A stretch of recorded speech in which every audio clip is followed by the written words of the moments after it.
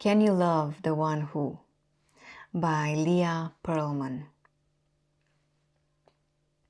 There's one in you who's sweet. There's one in you who's mean. Can you love them both? Can you let them both be seen? Can you love the one who tries? Can you love the one who fails? Can you love the one who lies and love the one who wails? Can you love your tears? Can you love your worry? Can you love your darkest fears? Can you love your fury? Can you love indifference? Love the one who clings? Can you love the vibrant one? Love the one who sings? Can you love your addict? Can you love your thief? Can you love your vanity? Can you love your grief?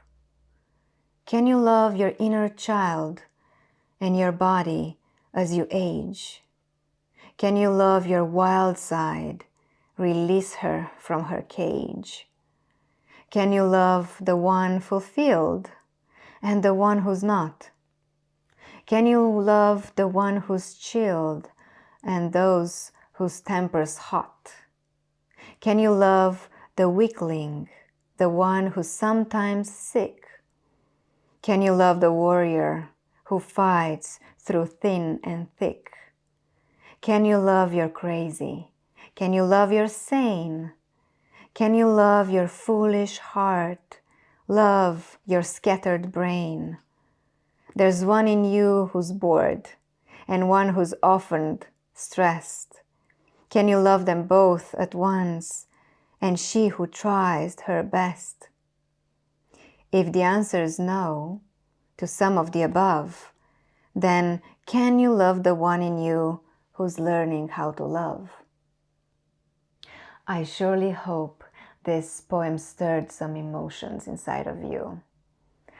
Our human journey through this life is full of emotions. Emotion, in fact, is a dimension of our human nature, is what makes us wild. It is our wildness. Good or bad, pleasant or unpleasant, we do not choose our emotions, our experiences that we are not choosing. They are unfolding as a response to our forever changing relationship with ourselves and others. Relationships that regularly and inevitably are out of balance. Through the information that are contained in our emotions, we are learning about ourselves.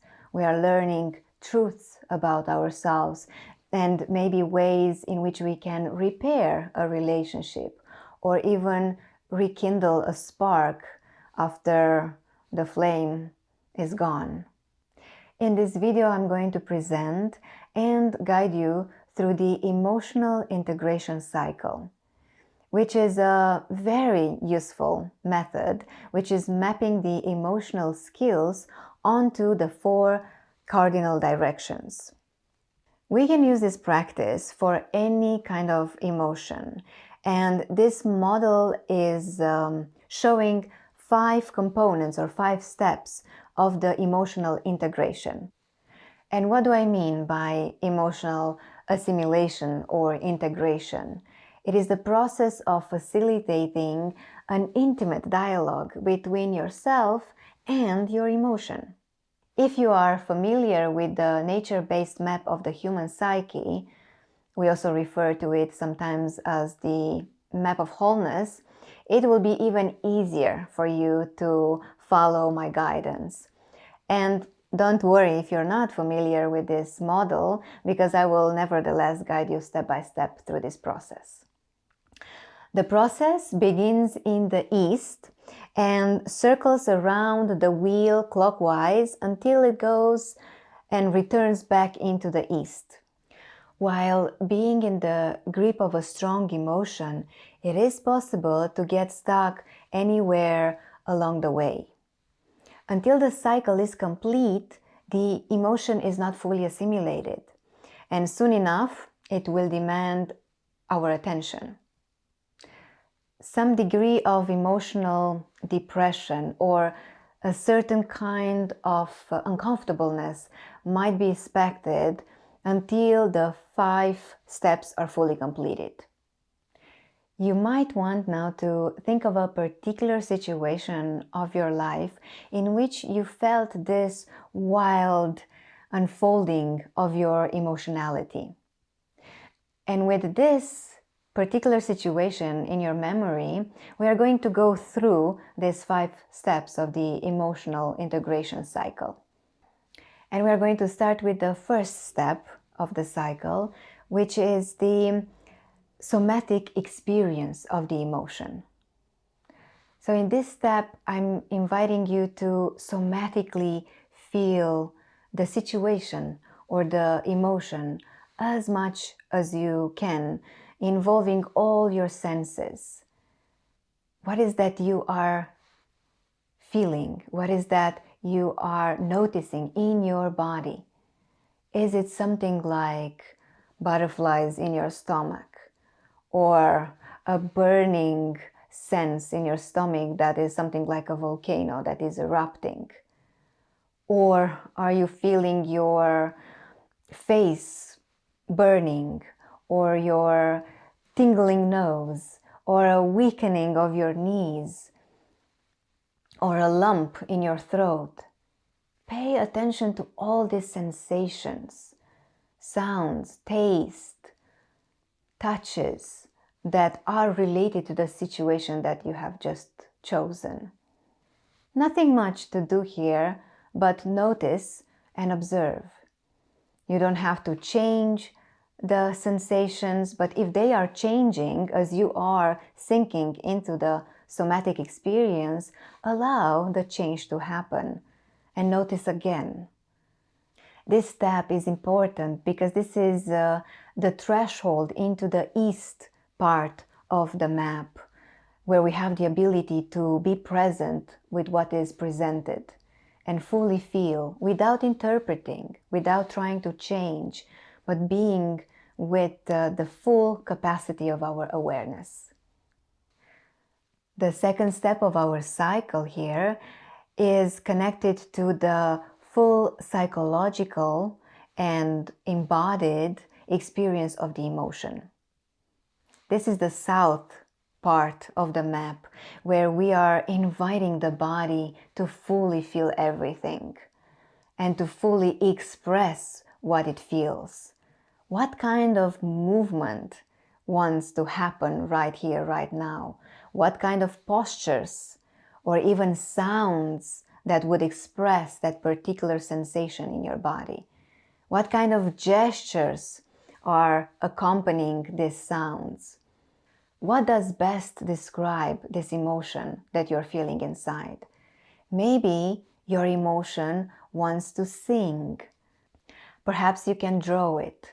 What are the colors, the shapes, the intensities of shades that best describe this emotion? Or maybe your emotion wants to express in another poetic way. What is that?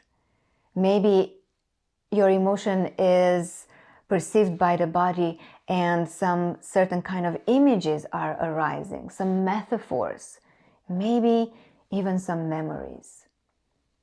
Allow that to happen. Stay with all this complexity and allow this to happen through your body. It often helps to name your emotion.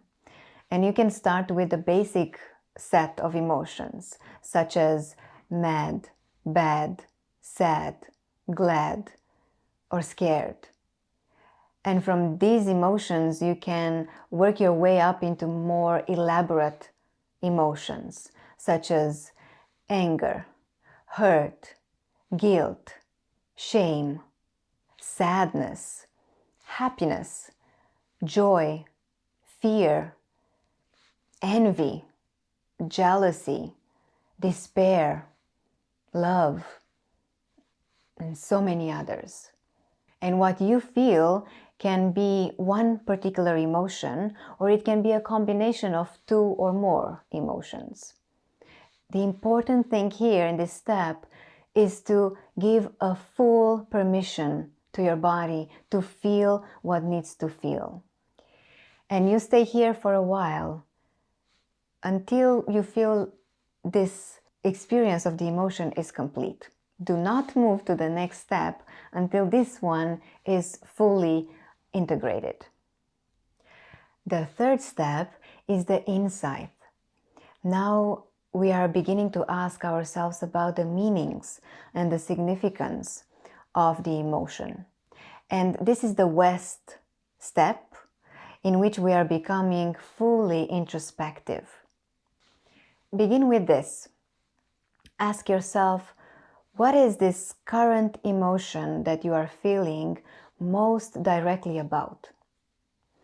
If it's fear, for example, what is the danger? If it's joy, what are you celebrating? If it's sadness, what have you lost? If it's guilt, what do you believe that you've done wrong?